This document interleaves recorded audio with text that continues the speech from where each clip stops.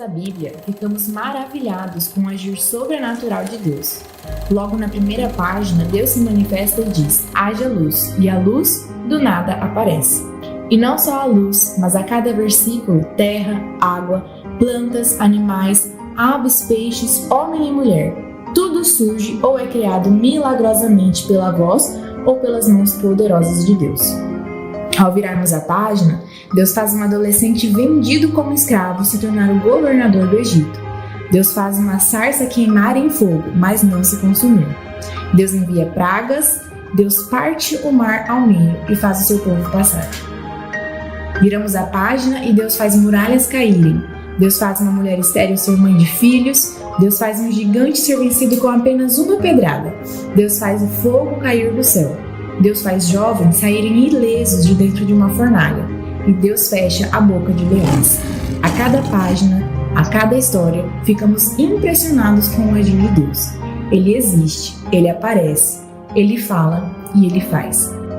Mas a Bíblia também nos traz uma história em especial, onde Deus não aparece, onde Ele não fala nada, onde o nome dele nem é mencionado. Esta é a história de Esther. Esther era uma adolescente, órfã e judia, adotada por um primo, exilada na Pérsia. Uma garota de beleza sem igual, que foi escolhida dentre tantas outras para ser a nova rainha. Mas, enquanto estava no palácio, um plano diabólico para matá-la e exterminar todos os judeus foi muito bem elaborado e colocado em prática. Em questões de dias, Esther e todo o seu povo seriam mortos, e praticamente não havia muita coisa a ser feita. A história de Esther nos mostra que existem momentos assim também em nossa caminhada. Momentos obscuros, momentos de ameaça, de medo, onde uma crise se instala, onde pouca coisa ou quase nada pode ser feito. Momentos em que só um milagre poderia nos tirar daquela situação. Momentos em que só Deus poderia fazer algo. Mas são em alguns momentos como estes que Deus não aparece. Oramos e Deus não fala nada. Momentos em que buscamos por Ele, o procuramos no palco principal da nossa vida, mas não o encontramos. Onde está Deus? O que Ele está fazendo? Abra sua Bíblia. Leia a história de Esther. Abra os seus olhos e veja. Deus está presente. Em alguns momentos, Ele não está no palco principal, mas Ele está bem perto. Deus está nos bastidores da vida, escrevendo e providenciando o final da história.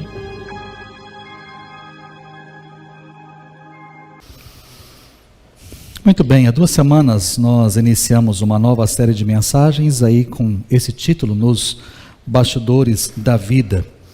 E estamos trabalhando aí com os irmãos o livro de Esther, como você viu no vídeo de abertura. Para mim é algo novo e algo desafiador, mas tem sido bênção poder ler esse livro e pregar pela primeira vez no livro de Esther. Eu nunca tinha pregado nesse livro, nesses 27, 28 anos aí, eu nunca tinha pregado. Já tinha lido, mas não pregado.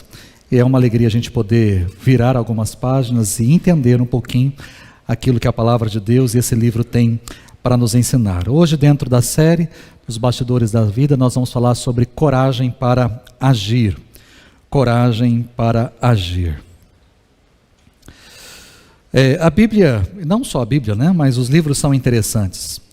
Quando nós lemos o capítulo 1, viramos, aí fomos para o capítulo 2, se passaram 4 anos entre o capítulo 1 e o capítulo 2.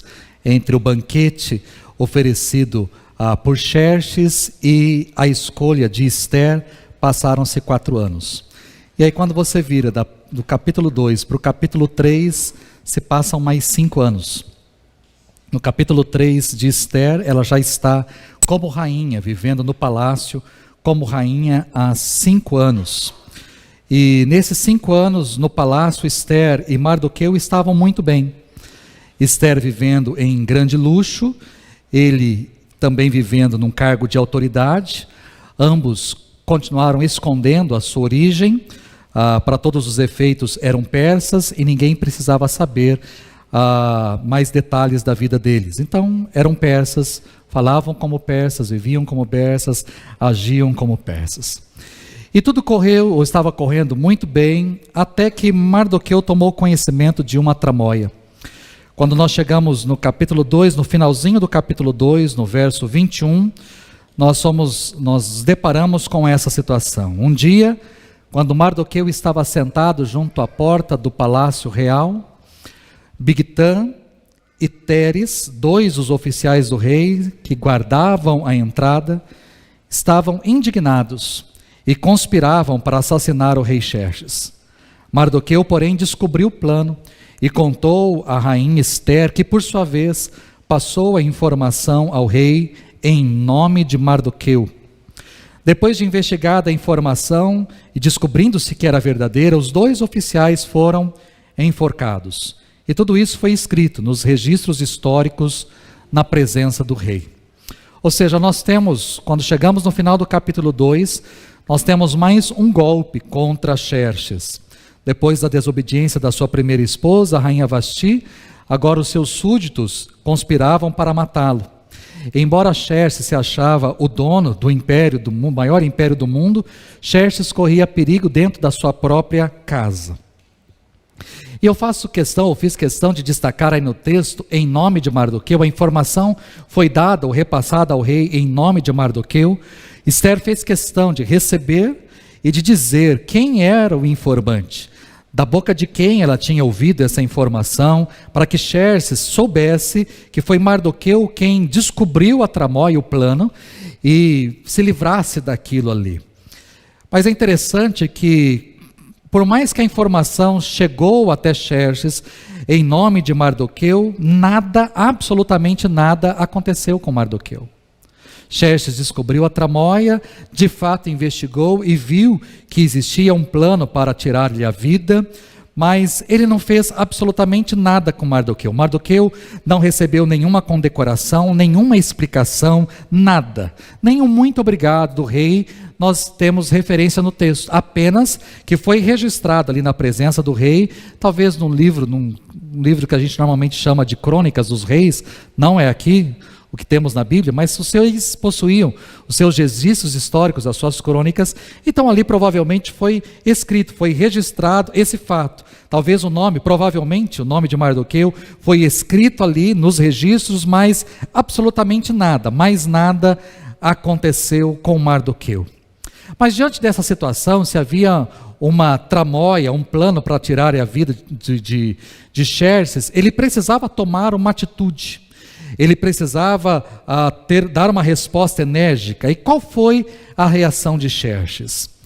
A reação de Xerxes foi nomear como seu vizir um sujeito durão, ao estilo de atire primeiro e faça perguntas depois, um homem durão para ser colocado ali num alto escalão, num poder, com grande poder diante do império. E quem ele escolheu para isso? Talvez quando você termina ou começa a ler o capítulo 3, você pensa, bom, ele escolheu Mardoqueu, já que Mardoqueu salvou-lhe a vida, mas não. Xerxes escolheu Amã. No capítulo 3, no verso 1, diz que depois desses acontecimentos, o rei Xerxes honrou Amã, filho de Amedata, descendente de Agag, promovendo-o e dando-lhe uma posição mais elevada do que todos os demais nobres. Veja bem, nós estamos falando de Amã, descendente de Agag. Aí você vai falar assim, pastor, mas quem é Agag? Provavelmente você não sabe quem é Agag. Então deixe-me contar a história. Agag foi um rei dos Amalequitas. Os Amalequitas eram os mais antigos inimigos dos judeus. Deixa eu recapitular a história com vocês. Moisés foi levantado por Deus para ser o libertador do povo que estava preso no Egito. Êxodo capítulo 12 nós temos a Páscoa. Êxodo capítulo 13 nós temos o povo levantando as coisas e arrumando. Capítulo 14 eles estão saindo do Egito. Capítulo 15 eles atravessaram o mar e tem o cântico de Miriam. Capítulo 16 eles têm sede e bebem água. Capítulo 17 os amalequitas atacam o povo de Deus. Eles tinham acabado de sair do Egito. Estavam no deserto, indo em direção ao Monte Sinai, quando eles foram atacados pelos amalequitas. Êxodo capítulo 17, no verso 8, diz que os amalequitas vieram atacar os israelitas em Refidim. Por que uma tribo guerreira atacaria um bando de escravos? Moisés e seu povo não tinham terras. Moisés e seu povo não controlavam nenhum território e não haviam feito nada para enfurecer os amalequitas. Eles estavam passando por uma terra desértica, indo em direção a um monte para adorar, para cultuar ao Senhor. Aquilo era rota, era caminho. Eles estavam apenas no caminho, indo em outra direção, e eles não iam ficar ali. Eles iriam para o norte, em direção à terra prometida a Abraão lá atrás. Então, por que os amalequitas fizeram isso? Por que eles atacaram? E atacaram com tamanha crueldade. Porque os amalequitas, eles não atacaram de frente, eles não armaram uma emboscada e foram de frente contra o povo de Deus, não. Os amalequitas atacaram aqueles que ficavam para trás, eles atacavam os idosos, eles atacavam aqueles que estavam cansados, aqueles que estavam exaustos, aqueles que precisavam ficar um pouco mais para trás, porque estavam cansados, ou que enquanto um grupo estava indo num ritmo, eles foram ficando retardatários para trás, enquanto o povo estava indo. Ou seja, os amalequitas vieram por trás, atacaram por trás, e principalmente aqueles mais indefesos, os mais cansados. É interessante, a gente nunca pode perder a noção disso. Quando Deus conversou com Adão e Eva no jardim, Deus fez uma promessa ali para Eva, e Deus fez uma promessa ali para a serpente. Deus falou de um descendente da mulher que esmagaria a cabeça da serpente. Essa é uma promessa de Deus no jardim. E através de quem viria a descendência dessa mulher para esmagar a cabeça da serpente? Aí nós temos uma outra promessa, capítulo 12 de Gênesis. Não basta do capítulo 3, tem uma outra no capítulo 12, onde Deus diz para Abraão sair da sua terra, da sua parentela, ir para uma terra que ele lhe mostraria, e que ele seria abençoado, e que não somente seria abençoado, mas ele abençoaria todas as famílias da terra. E qual é a descendência que viria de Abraão, que abençoaria toda a descendência, todas as famílias da terra? Jesus. Então o diabo sabia muito bem dessas promessas, ele sabia muito bem daquilo que Deus tinha prometido no jardim e do que Deus tinha prometido a Abraão.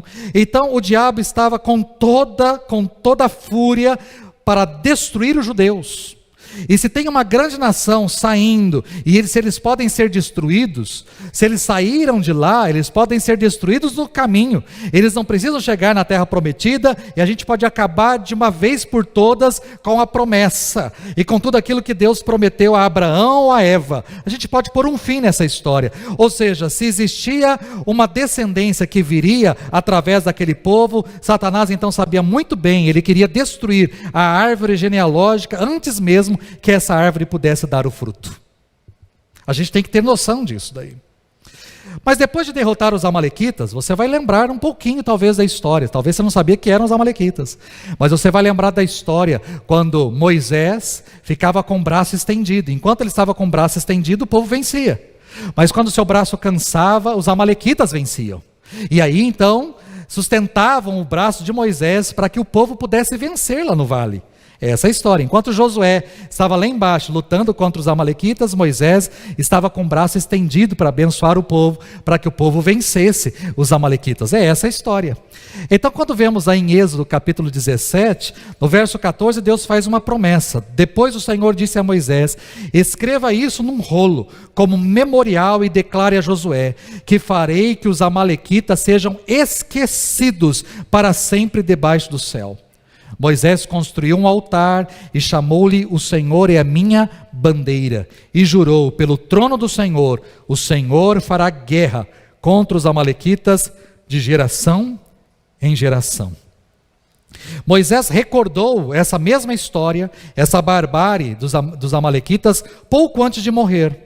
Nos capítulos finais do livro de Deuteronômio, pouco antes de morrer e de passar a liderança para Josué, pouco antes do povo entrar na terra prometida, Moisés relembrou essa situação para o seu povo.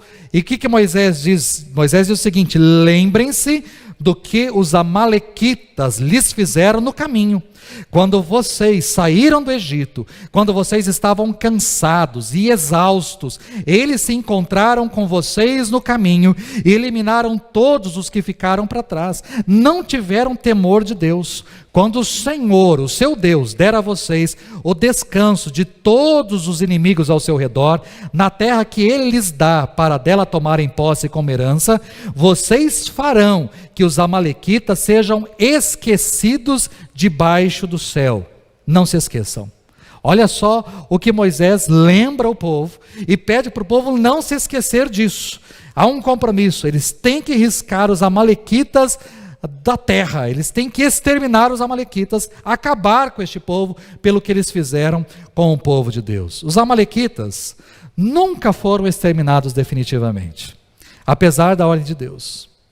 Quando nós passamos aí alguns séculos no reinado de Saul, Deus mandou Saul destruir os amalequitas. Isso está em 1 Samuel capítulo 15. Deus mandou Saul destruir os amalequitas, incluindo todo o rebanho. Porém Saul poupou o rei e guardou para si as melhores ovelhas e bois. 1 Samuel capítulo 15, no verso 2 diz assim: assim diz o Senhor dos exércitos, castigarei os amalequitas pelo que fizeram a Israel, atacando quando saía do Egito. Agora vão, ataquem os amalequitas e consagrem ao Senhor para destruição tudo o que lhes pertence. E olha só a ordem de Deus: não os poupem, matem homens, mulheres, crianças, recém-nascidos, bois, ovelhas, camelos e jumentos. Mate tudo, acabe com tudo, extermine com tudo. Aí quando você chega no verso 5, que está aí no finalzinho da tela, diz que Saul foi à cidade de Amaleque e armou uma emboscada no vale. Aí você fala, opa, ele obedeceu a ordem do Senhor. Mas aí quando você chega no verso 7, diz que e Saul atacou os amalequitas por todo o caminho, desde Avilá até Sur, a leste do Egito. Capturou vivo Agag, rei dos amalequitas, e exterminou o seu povo. Mas Saul e o exército pouparam Agag e o melhor das ovelhas e dos bois, os bezerros gordos e os cordeiros. Quem era Amã? Amã era descendente de Agag. Então no nosso texto diz apenas Amã, filho de Amedata, descendente de Agag. Agora você já sabe quem é o Agag. Saul poupou Agag. Agag teve a sua descendência, e a descendência de Agag nós temos Amã. Muito tempo depois nós temos Amã.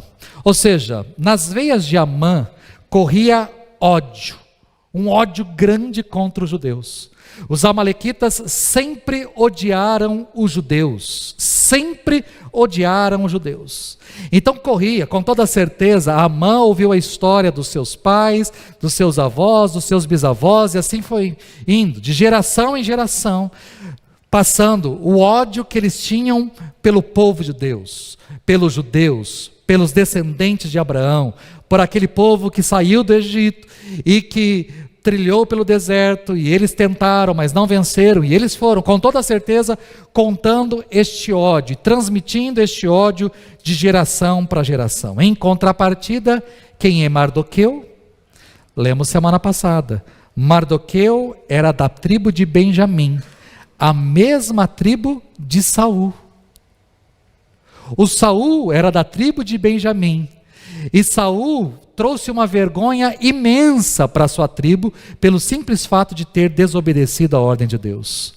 Os benjamitas tinham vergonha, uma vergonha perpétua, porque Saul tinha desobedecido Deus, livrado Agag, preservado Agag, e desobedecido uma ordem tão clara de Deus, ainda preservando os rebanhos. E isso trouxe consequências terríveis para a nação.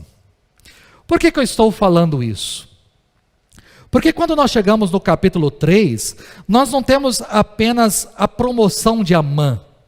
Eu não tenho no verso 1 apenas um Amã que está sendo promovido, recebendo aí um cargo, uma função de destaque no reinado de Xerxes. Mas é me apresentado aqui de forma dramática o encontro entre Amã e Mardoqueu. O encontro de Amã e Mardoqueu em Susã foi mais que o encontro de dois homens, ou mais que o encontro de dois homens se encarando, mas foi um encontro de 10 séculos de ódio. Nós temos um Amã, descendente de Agag, um Mardoqueu, descendente ali da tribo de Benjamim, e nós temos aí um encontro de ódio, séculos e séculos de ódio. Amã e seu ódio apresentam uma cena dramática, quando se deparam com Mardoqueu junto ao portão. Ninguém pintou, ninguém tirou foto, ninguém capturou a imagem, mas esse momento deveria ser capturado. A imagem de um Mardoqueu e de um Amã, um enorme portão ao fundo, um Amã orgulhoso, ostentando um novo cargo, uma nova função, com a sua comitiva de servos, vários oficiais servas, todos persas ajoelhados com o rosto em terra, e no meio de tudo isso, um único homem em pé, e o nome deste homem é Mardoqueu. É assim que o capítulo 3, no verso 2, nos apresenta: todos os oficiais do palácio real curvavam-se e prostravam-se diante de Amã, conforme as ordens do rei. Mardoqueu, porém, não se curvava, nem se prostrava diante dele. Então os oficiais do palácio real perguntavam a Mardoqueu: por que você desobedece à ordem do rei? Dia após dia eles lhe falavam, mas ele não lhes dava atenção e dizia que era judeu. Então contaram tudo a Amã, para ver se o comportamento de Mardoqueu seria tolerado. Ou seja, quando chegamos aqui, nós pela primeira vez temos a verdade. Surge a verdade em cena. Acabam-se as máscaras.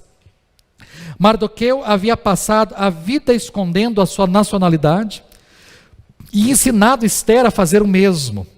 Ambos haviam assimilado bem a vida persa, o tom de voz, a aparência, a linguagem, o comportamento, a ponto de Ester ter se tornado a rainha, a esposa do rei, e Mardoqueu de trabalhar para Xerxes dentro do palácio, sem que ninguém percebesse que eles eram descendentes de Abraão, que eles eram judeus. Ninguém percebeu isso. Entretanto, bastou uma troca de olhar com Amã para mudar tudo. Mardoqueu não se curvou e jamais se curvaria perante um inimigo do povo de Deus. Jamais ele se curvaria diante de Mardoqueu. E aí nós perguntamos: o que acontece com a história? Quando Amã, diz o texto, viu que Mardoqueu não se curvava, nem se prostrava, ficou muito irado. Contudo, sabendo quem era o povo de Mardoqueu, achou que não bastava matá-lo. Em vez disso, Amã procurou uma forma de exterminar todos os judeus, o povo de Mardoqueu, em todo o império de Xerxes. No primeiro mês do 12º ano do reinado de Xerxes, no mês de Nisã, lançaram o pur, isto é, a sorte, na presença de Amã, a fim de escolher um dia e um mês para executar o plano. E foi sorteado o 12º mês, o mês de Adar. Ao perceber que Mardoqueu não se curvaria e nem prestaria homenagem, Amã se enfureceu. E chegou ao seu ouvido o porquê que Mardoqueu não se curvava, porque ele era judeu. Aí então Amã ficou sabendo de que povo Mardoqueu era, a que povo ele pertencia. E ele então decidiu não somente matar Mardoqueu não será suficiente. Matar Mardoqueu não é o suficiente. Eu preciso bolar alguma coisa para destruir todo o povo, todos os judeus, do Império Persa inteiro. Não bastava fazer da vida de Mardoqueu um inferno, não bastava matar apenas um único judeu, um judeu inflexível. Para Amã era necessário aniquilar todo o povo de Deus. E como se ele tivesse o direito de brincar de Deus, ele lançou o pur. Vamos explicar algumas coisas, né? O povo de Deus, tinha o sacerdote, o sumo sacerdote, ele tinha um colete. E nesse colete existiam duas pedras, uma pedra chamada Urim e a outra Tumim. Urim e Tumim. Essas pedras eram lançadas. Hoje eu espero que nenhum crente faça isso, mas você provavelmente já viu em alguma novela o jogar de búzios. Eu olho para aquilo, já vi assim, em novela, em filme, coisas dessa coisa, não entendo nada, eu imagino que você também não. Eu acho que talvez a pessoa que lança também não entende absolutamente nada. É só um monte de conchinha que é lançada ali e a pessoa deduz alguma coisa daquele trem, né? Mas é lançado ali.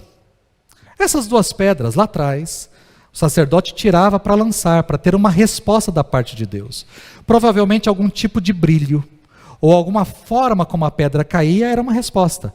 Vamos supor, se as duas pedras caírem voltadas para cima, é sim. Se caírem voltadas para baixo, é não. Ou se uma voltar para cima e outra para baixo, é uma outra resposta, sei lá. Então, dava opções. Senhor, nós podemos ir e guerrear contra esse povo? E lançava. Aí caía a pedra de um jeito? Sim. O Senhor está dizendo sim. Ou seja, era só o sumo sacerdote quem fazia, e isso era algo, não era brincadeira. Era algo sério, porque ele estava consultando a Deus, e através daquilo Deus estava dando uma resposta ao rei, ou à sua liderança. Aqui nós temos o pur. Pur é a sorte, é algum tipo de dado, algum tipo de pedra também, que era lançada, e através de um formato, ou através da forma como ela caía, ou brilhava, sei lá, era uma resposta. Então aí ele está fazendo uma pergunta, tirando sorte, quando que eu devo matar os judeus? Será daqui a 2 meses? Lançou? Não. Daqui a 5 meses? Não. Daqui a 7 meses? Não. Daqui a 9 meses? Não. Daqui a 11 meses? Pá, aí deu sim.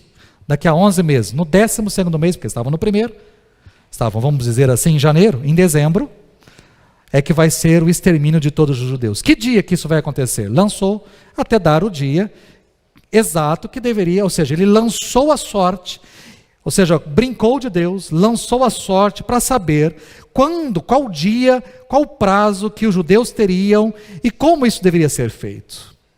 E logo depois que ele lançou a sorte, ele foi então até a presença do rei. E aí no verso 8 diz que ele disse isso para o rei: existe certo povo disperso e espalhado entre os povos de todas as províncias do teu império, cujos costumes são diferentes de todos os outros povos e que não obedecem às leis do rei. Não convém ao rei tolerá-los. Se for do agrado do rei, que se decrete a destruição deles, e eu colocarei, preste atenção nisso, 350 toneladas de prata na tesouraria real, à disposição para que se execute esse trabalho. Vamos traduzir isso para os dias de hoje? Os preços de hoje, 1 grama de prata hoje, fechamento de sexta-feira. 1 grama de prata hoje está R$ 4,02. 1 grama. Nós estamos falando de 350 toneladas de prata. 350 mil quilos. Isso daí daria aproximadamente 1.400 e poucos milhões de reais. Eu desconfio um pouco do número. Mas ao mesmo tempo, o que o texto me apresenta é o seguinte: eu tenho um Amã que chega diante do rei e fala: rei, existe um povo que precisa ser exterminado. E se for do seu agrado, eu coloco do meu bolso 1.400 milhões de reais para matar todo mundo. O senhor não vai ter despesa nenhuma. Eu coloco do meu bolso. Eu pago. Eu coloco na tesouraria real 1.400 milhões para exterminar todo mundo. Eu dou do meu dinheiro. Aí você entende, há ódio ou não há ódio aí? Porque, queridos, por mais que eu odiasse alguém, eu não pagaria nada. Tá certo? E se eu odiasse muito, eu não pagaria nada. Para o camarada falar: eu quero matar todo mundo, e eu estou disposto, porque vai envolver muito, eu estou disposto a bancar a matança, eu estou disposto. O cara tem muito ódio. Bom, se eu tenho um Amã que tem tanto ódio, eu tenho um Xerxes que é um babaca. Porque o Amã odeia, e o Xerxes é um banana. Porque quando o Xerxes ouve essa proposta do Amã, que é uma proposta diabólica, diga-se de passagem, né? Como é que Xerxes age? Naturalmente, Xerxes diz assim: o rei, olha só, tirou o seu anel selo do dedo, deu a Amã, o inimigo dos judeus, filho de Amedata, descendente de Agag, e lhe disse: fique com a prata e faça com o povo o que você achar melhor. Olha que rei, pode ficar com a prata, não precisa bancar nada, e, cara, está aqui o meu anel, faça com esse povo o que você quiser, o que está no seu coração, o que você desejar, faça o que você quiser. E o que Amã fez então? Verso 12 diz que Amã ordenou que escrevessem cartas na língua e na escrita de cada povo, aos sátrapas do rei, aos governadores das várias províncias e aos chefes de cada povo. Tudo foi escrito em nome do rei Xerxes e selado com seu anel. Estava na mão de Amã. As cartas foram enviadas por mensageiros a todas as províncias do império com a ordem de exterminar e aniquilar completamente todos os judeus, jovens e idosos, mulheres e crianças, num único dia, o 13º dia do 12º mês, o mês de Adar, e de saquear os seus bens. Uma cópia do decreto deveria ser publicada como lei em cada província e levada ao conhecimento do povo de cada nação, a fim de que estivessem prontos para aquele dia. Por ordem do rei, os mensageiros saíram às pressas e o decreto foi publicado na cidadela de Suzã. O rei e Amã assentaram-se para beber, mas a cidade de Suzã estava em confusão. Bom, o rei e seu braço direito demonstraram desrespeito pela vida humana, desdém pelos judeus, decretaram um banho de sangue e em seguida se assentaram para desfrutar de alguns drinks. É isso que temos aqui no texto. Amã enviou mensageiros a todas as províncias com uma ordem e uma proposta: matem todos os judeus e fiquem com a riqueza deles. Podem ficar com os bens deles. E a data estipulada por meio de sorte ocorreria daqui a 11 meses. E talvez o desejo de Amã era que eles vivam em agonia até lá. Eles vão viver 11 meses em agonia, sabendo que daqui a 11 meses todos serão mortos, exterminados por ordem do rei. Mas Amã se esqueceu de um detalhe. E Provérbios nos traz qual é esse detalhe. Provérbios 16:33 diz que as pessoas tiram a sorte para tomar uma decisão, mas a resposta vem do Senhor. Amã se achava o dono da situação. Ele se achava o Senhor. Ele achou que ele tivesse determinado a data do sacrifício de todos os judeus, do martírio de todos os judeus. Ele achou que tinha determinado a data, mas não. O texto não mostra, não aparece o nome de Deus, mas foi Deus. Foi Deus quem, embora a narrativa não mencione, foi Deus que ali estava revelando qual era a sua vontade. Foi Deus quem determinou os 11 meses, não para que o plano de Amã fosse colocado em prática, mas para que o plano de Deus fosse satisfatoriamente feito, realizado. Foi Deus que chamou a atenção de Mardoqueu para a sua nacionalidade. Foi Deus que chamou a atenção de Mardoqueu para a sua identidade. Foi Deus que inspirou Mardoqueu a se posicionar, a tomar uma postura. Foi Deus que colocou no coração de Mardoqueu de dizer: você é um judeu e deve se comportar como um judeu, por mais que isso tenha um preço a ser pago. Você tem que se comportar como um judeu, porque é isso que eu quero. Foi Deus que estava por trás de tudo isso. Queridos, por que eu estou falando ou pregando já? Encerramos aqui o capítulo 3. Por que eu estou falando sobre isso? Porque nós vivemos num mundo, como eu preguei já na mensagem 1 e preguei na mensagem 2, nós vivemos num mundo incrédulo e um mundo totalmente em trevas, e num mundo que, para ser crente hoje, nesse mundo, pode parecer fácil, mas para ser crente, não é fácil. Para fingir de crente é fácil, porque hoje tem, diferentemente do tempo em que eu comecei a participar da igreja, quando somente eu era da sala, evangélico, onde, confesso para vocês, minha mãe me deu uma Bíblia um pouquinho menor que essa, preta, de zíper. Foi a minha primeira Bíblia, eu acho que eu tenho ela até hoje, não sei se eu tenho. E eu tinha vergonha, eu morria de vergonha de ir com a Bíblia.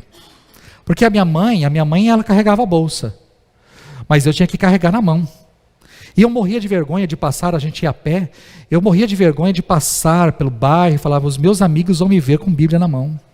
E às vezes eu falava, mãe, eu suo demais, coloca a minha Bíblia aí dentro da sua bolsa para minha mãe carregar. Mas não era porque eu suo demais, é porque eu tinha vergonha de carregar. Numa época em que poucos eram. Hoje muitos são, né? Nós fomos no show do Fernandinho, tinha muita gente ali. E aquele falou, nossa, quanta gente. Eu falei, bom, a gente tem que pensar que a grande, esmagadora maioria está na igreja. As igrejas não fecharam, não, estão na igreja, né? E muitos estão em casa, né? Mas vamos pensar, Campo Grande, a estimativa de Campo Grande é que nós temos mais de 300 mil evangélicos em Campo Grande. Essa é a estimativa. Mais de 300 mil evangélicos em Campo Grande. Então hoje é fácil, ou seja, 1/3 basicamente da nossa população, um pouco mais de 1/3 da nossa população é evangélica. Hoje é fácil ser evangélico, dizer-se evangélico. Mas, nesse mundo incrédulo, exige coragem e disposição para de fato você demonstrar a sua fé e de fato você resistir.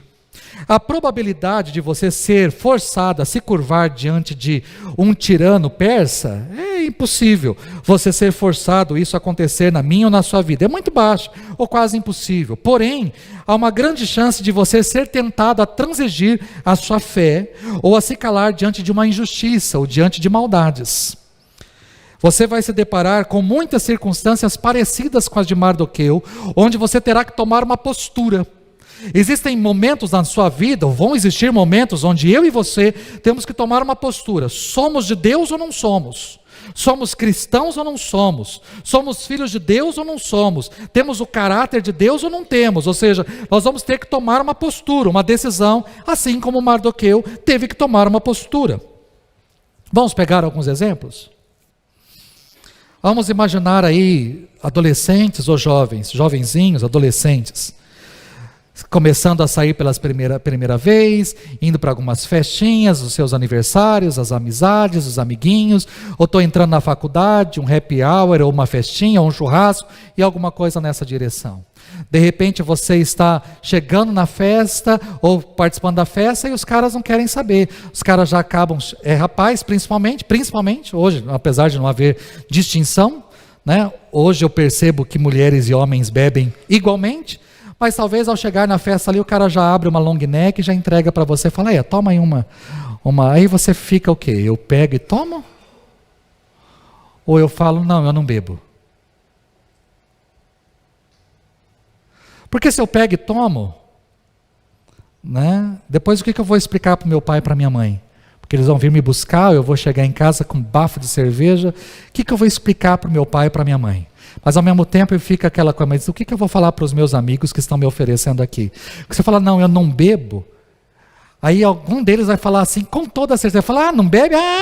Lembrei, você é crente, né? Crente não bebe. Aí, o crente, pessoal, chegou o crente aqui, o crente. Não oferece para ele não, porque ele é crente, hein? Crente não bebe. E aí vai, a zoação é grande. E aí eu estou disposto a pagar o preço?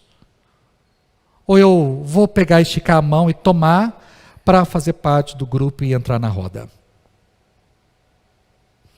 Vamos pegar uma outra situação, já entrando na faculdade. Você está na faculdade, alguns dias antes ali da Páscoa, o seu professor de faculdade, famoso por tirar sarro de cristãos.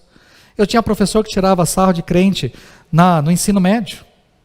Então, ele é famoso por tirar sarro de cristãos e por discursar, né, contra os cristãos, e ali, pouco antes da Páscoa, ele começa a discursar bombasticamente a respeito da idiotice da fé cristã.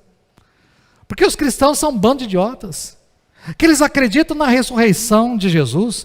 Onde você viu isso? Acreditar na ressurreição, em historinha na ressurreição. E aí o professor olha para a sala e pergunta aqui: ninguém aqui acredita que Jesus ressuscitou de verdade, acredita? Alguém aqui acredita que Jesus ressuscitou de verdade? Quem aqui acredita que Jesus ressuscitou de verdade? Levanta a mão. E aí você faz o quê? Você levanta a mão? Ou você fica com a mão baixa porque aquele professor é um professor crica? Ele vai me perseguir. Ele vai...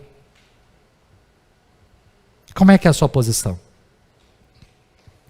Queridos, eu fiz 4 anos de faculdade de teologia, a primeira faculdade em Londrina. Faculdade da denominação. Um professor meu de Antigo Testamento, que continua na denominação e que continua dando aula na faculdade hoje em São Paulo. Na aula de Antigo Testamento, ele começou a pegar a Bíblia, o Antigo Testamento, e falar das historinhas. E a dizer das histórias. Que tudo aqui é história. Nada disso daqui aconteceu. É historinha. É fábula, é conto, é novela. Professor de faculdade de teologia, da denominação. E que tudo aquilo é historinha. Aquilo nada existiu. Adão não existiu, Moisés não existiu, Noé não existiu, ninguém existiu. Não sei como é que isso daqui está, porque nada existiu. E contando a história, aí pegou exemplo da história do dilúvio. Olha, porque dilúvio existiu em todas as culturas. Se você pegar nos Incas, houve um dilúvio. Se você pegar lá nos Babilônios, também tem a história do dilúvio. Se você pegar no Sinaon, tem a história do dilúvio. Ou seja, todas as tradições, culturas, todas têm a história do dilúvio. E os judeus também possuem a sua história do dilúvio. E a história do dilúvio narrada pelos judeus está aí em Gênesis capítulo 6, 7, mas isso daí nada aconteceu. Moisés existiu, barca não foi construída, os animais não entraram, nada disso aconteceu. Aí o professor e eu só olhando aquilo. E o professor olhou para a sala e de repente ele olhou para mim. E perguntou para mim: e você, Wagner, o que você acha disso? Você, o que você acha disso que eu estou falando? Você acha que o que eu estou falando... Ele tinha perguntado para 2 primeiros rapazes. Perguntou para um que nem se formou na faculdade. Aí o cara falou: não, de fato, não existiu isso aí, só historinha, olha só. Ali perguntou para o outro que também não concluiu a faculdade. E o cara também disse: não, é verdade, não, esse daí mesmo não aconteceu. Aí ele perguntou para mim. E quando ele perguntou para mim, eu falei: olha, professor, eu acredito que Noé existiu. E que ele construiu um barco. E que os animais entraram. E que houve um dilúvio. E que através de Noé, da descendência dele, houve uma nova aliança e ali um acordo e as coisas aconteceram. Como está aqui? O que você acha que aconteceu comigo? O professor saiu daquela minha aula, eu estava no 2º ano, ele foi para o 4º ano. E quando ele chegou na turma do 4º ano, ele falou assim: porque tem um rapaz na outra turma, no 2º ano, que é muito petulante. Como aquele rapaz é petulante? Lógico que eu sou petulante. Eu sou mesmo. Obrigado pelo elogio. Ele me chamou de petulante. E eu fiquei sabendo disso porque os rapazes do 4º ano chegaram no intervalo e falaram: você toma cuidado com o professor tal. Porque ele chegou lá, você toma cuidado. E todo mundo me conhecia, porque eu era regente do seminário. Eu regia todas as turmas. Eu conversava com todo mundo. E aí os alunos chegaram e falaram: toma cuidado, que o professor falou isso e isso de você hoje na nossa aula. Ele citou o meu nome, disse quem eu era petulante. Ok, o que você acha que aconteceu comigo? Eu fiquei de exame. Ele deu uma prova, a prova tinha 4 questões, o pessoal mais antigo aqui sabe o que é uma folha de papel ao maço, sabe disso? Que tem 2 folhas, né? Ele deu 4 questões e ele pediu para que a gente separasse 4 folhas de almaço, e era uma questão por cada folha de almaço, a gente tinha que discursar os 4 lados, cada questão valendo 2,5. Eu fiz, sempre estudei, sempre li, sempre gostei de estudar, sempre fui muito, né? Quanto que eu tirei na prova? Eu precisava tirar no mínimo 7. Quanto que ele me deu? 6,5. Para eu não passar. Era uma prova só. Ele me deixou de exame. E o exame, ele marcou a prova do exame, porque como tinha a apresentação do seminário, dos corais, e eu que regia, e toda a parte musical, então eu regia os quartetos, os quintetos, os grupos masculinos, femininos, todos, as salas, primeiro, segundo, terceiro, quarto, coral geral, tudo. Eu regia tudo, então tinha uma apresentação final de bimestre. E aí a apresentação era na quarta-feira à noite, ele marcou na quinta-feira de manhã, primeiro horário, o exame. E estava eu lá na sala, e ele deu uma única pergunta, valendo 10. Uma única pergunta. E eu tinha que escrever 10 páginas de uma única pergunta, valendo 10. Quanto que eu tirei na prova? 7 para passar. Né? E ele me perseguiu o seminário inteiro.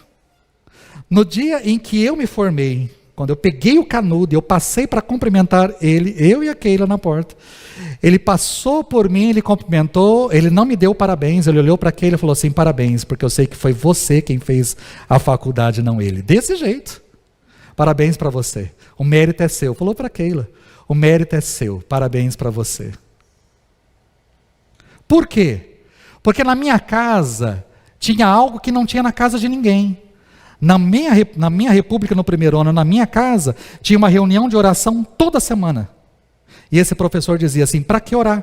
Deixe que as velhinhas da igreja orem por vocês. Vocês não estão aqui para orar, vocês estão aqui para estudar.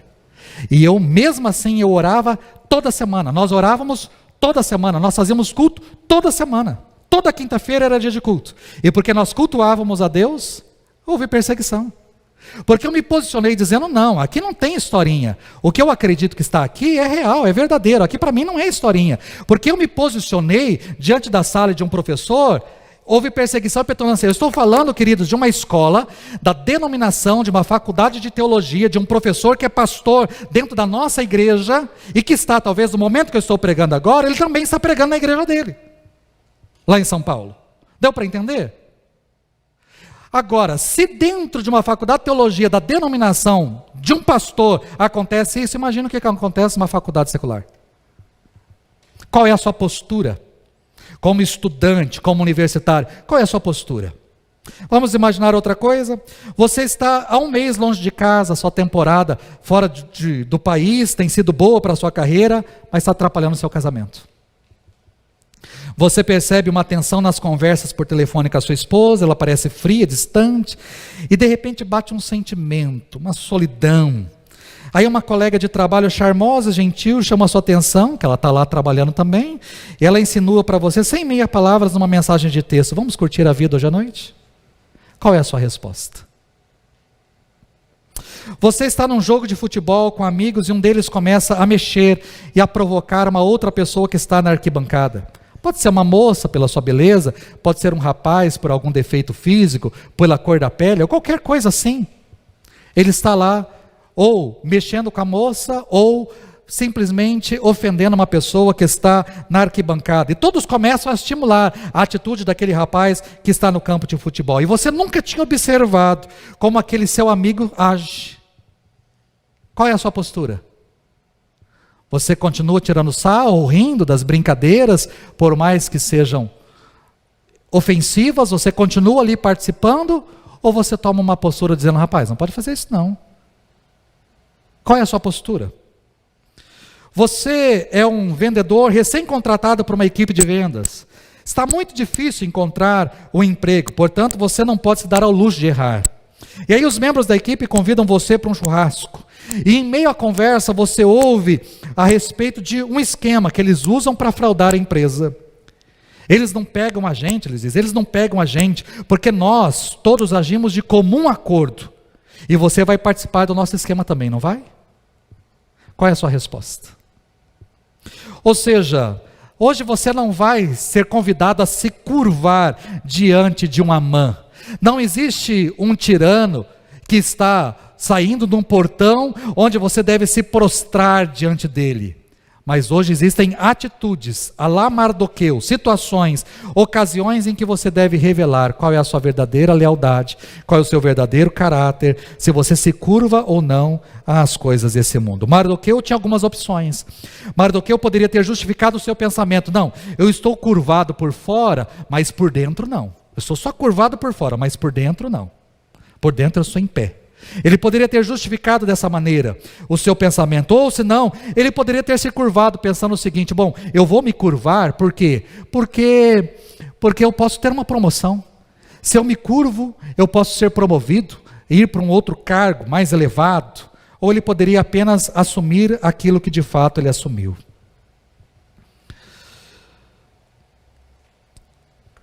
Olhe para essa fotografia, famosa fotografia, e talvez só pela saudação ali você já sabe em que época estamos falando. Essa é uma famosa fotografia de um homem que se recusou a saudar Hitler. Ninguém se dispôs a registrar a coragem de Mardoqueu numa pintura, mas uma fotografia em preto e branco de 1936, nós vemos este homem aí, August Landmesser, em pé, de braços cruzados, em meio a uma multidão de nazistas aglomerados em Hamburgo, na Alemanha. Hitler estava ali para batizar o navio militar.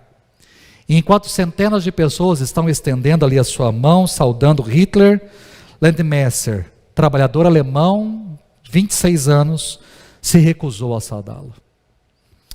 Landmesser nem sempre foi rebelde, ele era afiliado ao partido nazista e participou da organização do partido por 2 anos, sem nenhum sinal de deslealdade, até se apaixonar por uma moça chamada Irma Eckler, em 1933. Todavia, a história de amor deles tinha um grande obstáculo. Ele era alemão, Irma era judia.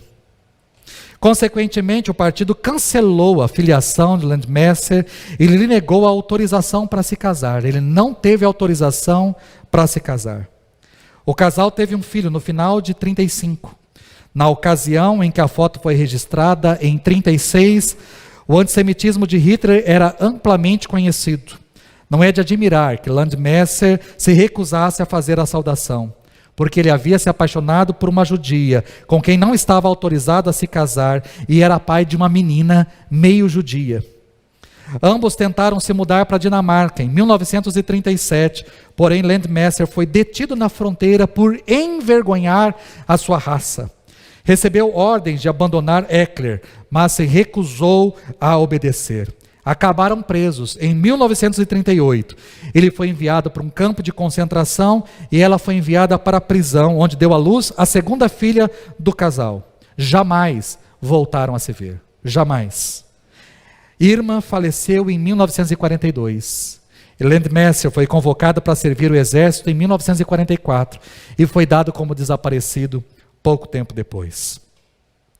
Outra imagem, talvez muito conhecida a nós, 2015, fevereiro de 2015, um grupo terrorista chamado ISIS decapitou 21 cristãos na praia na Líbia. Há um vídeo, vários vídeos que circulam na internet, um vídeo que foi gravado momento antes da execução, onde 21 homens vestidos de laranja são levados pela praia por 21 homens vestidos de preto, e ali eles são colocados de joelho. Há um vídeo gravado dizendo que eles estão sendo executados pura e simplesmente por serem cristãos. Nenhum deles era missionário. Todos eles eram egípcios que estavam trabalhando na Líbia para trazer sustento para sua casa. E pelo simples fato de serem cristãos, foram decapitados na frente das câmeras. E os vídeos foram veiculados para que pudesse causar terror e medo a todas as pessoas. Uma das mães de um rapaz aí, que tinha apenas 25 anos, disse na época: eu estou orgulhosa do meu filho, porque ele não abandonou a fé, nem no último instante de vida, e eu sou grata a Deus que está cuidando dele agora. Há evidências de que um desses 21 não era cristão.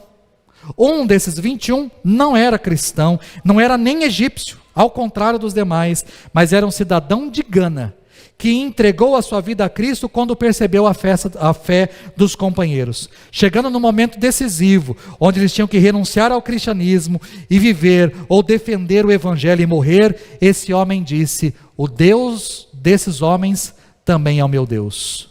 E ele foi decapitado. Eles poderiam ter escapado da morte. Bastariam reconhecer Alá para que o facão fosse retirado do pescoço e se salvassem. o que você teria feito? É sobre isso, queridos, que nós estamos tratando. O que é que você vai fazer?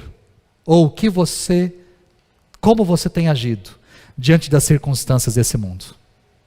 Você tem estado no meio da Pérsia, como vimos mensagem 1 e 2, e novamente na 3. Você tem vivido como os persas ou se posicionado como um filho de Deus? Existirão situações que vão te pressionar a dizer que você não é filho de Deus. Tome postura. A minha palavra para você nessa noite, para você que está aqui, para você que está em casa, para você que é jovem numa faculdade ou adolescente na sua escola, tá certo? Às vezes meu filho pode não gostar muito. Eu sei, por exemplo, que ele está estudando evolucionismo de novo, e só vai estudar isso em escola, e eu fico impressionado. Mas toda vez que ele comenta comigo, ou a minha esposa comenta comigo, eu falo, eu não creio nisso. Eu não creio nisso. Eu creio na palavra de Deus. A palavra de Deus apresenta de outra forma. Um professor pode falar, ele pode contar a versão dele, a teoria dele. Eu tenho a minha teoria, que é tão válida quanto a dele. Ou até mais fácil de acreditar do que na dele. É muito mais fácil acreditar num Deus poderoso que criou todas as coisas, do que acreditar que este mundo, este universo, aconteceu numa evolução de um estalar de dedos, de um Big Bang inicial, e tudo funciona muito bem, e satisfatoriamente bem, e tudo está maravilhosamente bem, porque houve uma explosão lá no início, e as coisas aconteceram ao acaso. Eu tenho que ter muita fé para acreditar nessa teoria, mas eu não preciso ter tanta fé assim para acreditar que existe um Deus poderoso que criou todas as coisas. Queridos, qual é a sua postura? Qual é a sua postura? Qual é, diante das situações do que estão colocando para você? Você vai se curvar? Ou você vai ficar em pé, como Mardoqueu, dizendo, eu não me curvo, porque eu sou filho de Deus? Vamos ficar em pé? Vamos orar?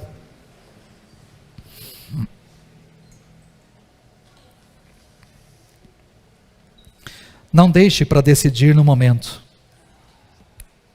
Tome sempre a decisão antes. Diante de uma bela moça se oferecendo para você, vai ser muito mais difícil você tomar uma postura. Quando você decide antes, pode qualquer moça nesse mundo se oferecer para você. Você vai dizer não, e nem pensar. Porque você tomou postura antes. Quando você entra no avião, não sei quantos aqui já viajaram de avião, mas quando você entra no avião, tem sempre ali os comissários indicando quais são as portas de saída. Ele indica coisas que você espera jamais usar. Né? Qual é a porta de saída de emergência, as máscaras que vão cair, o assento que tira e que flutua na água. Você quer saber disso daí? Você não quer saber, você quer saber de pegar o avião e de chegar no seu destino em paz e segurança. Você não quer saber de nada, nem de máscara, nem de assento flutuando em água, né? Nada, você não quer saber de nada. E nem de saída de emergência, você quer sair pela mesma porta que você entrou, descendo a escadinha bonitinha e entrando no aeroporto normal, é assim que você quer. Mas sabe o que precisa? Precisa toda vez, por mais que você já viajou milhares de vezes, o camarada precisa ir ali dizendo, olha, babá, saída daqui, babá, máscara. Ele precisa dizer, sabe por quê? Porque na hora, a gente não pensa, a gente age.